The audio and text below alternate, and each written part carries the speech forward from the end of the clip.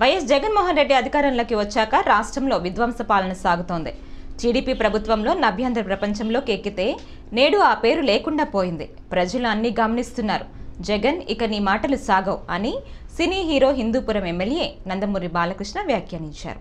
స్వర్ణాంధ్ర సాకార యాత్రలో భాగంగా మంగళవారం కర్నూలు జిల్లా ఎమ్మిగనూరు మంత్రాలయం నియోజకవర్గాల్లో ఆయన పర్యటించారు. అది వెలకట్టలేనిది, డబ్బుకు అమ్ముడుపోనిది, ఎటువంటి ప్రలోభానికి లోను కానిది అభిమానం. అటువంటి అభిమాన ధనాన్ని సంపాదించినందుకు మరి ఇంతమంది పేరు చెప్పాం మనం. రామారావు గారు ఎవరైతే మీ అందరి చేత దేవుడిలా కొలవబడ్డాడో ఆయనే స్వయంగా మరి చలచిత్ర పరిశ్రమ అన్ని అందిస్తున్న ఆయనకి మరి దానికంతా మీరే కారకులు. ప్రజలే దేవుళ్ళు, సమాజమే దేవాలయం. అందులో నేను ఒక దేవుణ్ణి అర్చకుణ్ణి అని మీ రుణం తీర్చుకోవడానికి ఆనాడు ఆయన చలనచిత్ర పరిశ్రమను విడిచి తెలుగుదేశం పార్టీని స్థాపించి మరి ప్రతి తెలుగు బిడ్డ, ప్రతి తెలుగు మట్టి గడ్డ నేను తెలుగువాణ్ణి అని సగర్వంగా చెప్పుకునే సత్తువ తెగువ అలా పొగరికి పదును పెట్టి బయటకు వచ్చి చెప్పే సత్తా ఇచ్చిన తెలుగు తేజం నందమూరి తారక రామారావు గారు. అలాగే నందమూరి తారక రామారావు గారు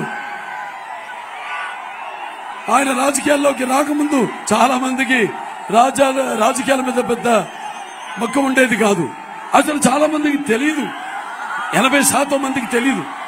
అటువంటిది ఆయన వచ్చి తెలుగుదేశం పార్టీ పెట్టి ఒక బిడ్డ బొడ్డు ఊడక ముందే అసలు రాజకీయ చైతన్యం తీసుకొచ్చిన రాజకీయ మహానుభావుడు నందమూరి తారక రామారావు గారు. అలాగే ఆయన అధికారంలోకి వచ్చాక మరి వెనుకబడిన బడుగు బలహీన వర్గాలు, తాడిత పీడిత కులాలు, మైనారిటీలు అందరూ కూడా చేయి అందించి ఈ రాజకీయాల్లో పదవులకు దూరంగా ఉన్న మీ అందరినీ తీసుకొచ్చి అధికార పదవులతో అలంకరించిన మహానుభావుడు నందమూరి తారక రామారావు గారు.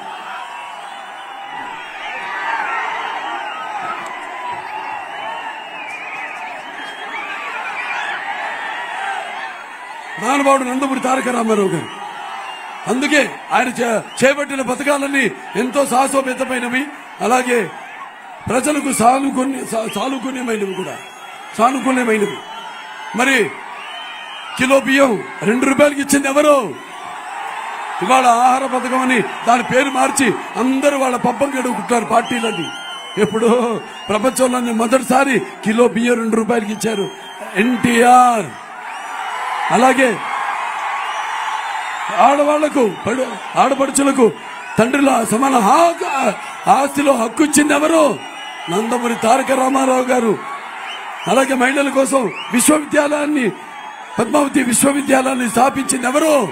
నందమూరి తారక రామారావు గారు. అలాగే రైతులకు 1 యూనిట్ హార్స్ పవర్ 50 రూపాయలకి ఇచ్చింది ఎవరు? నందమూరి తారక రామారావు గారు.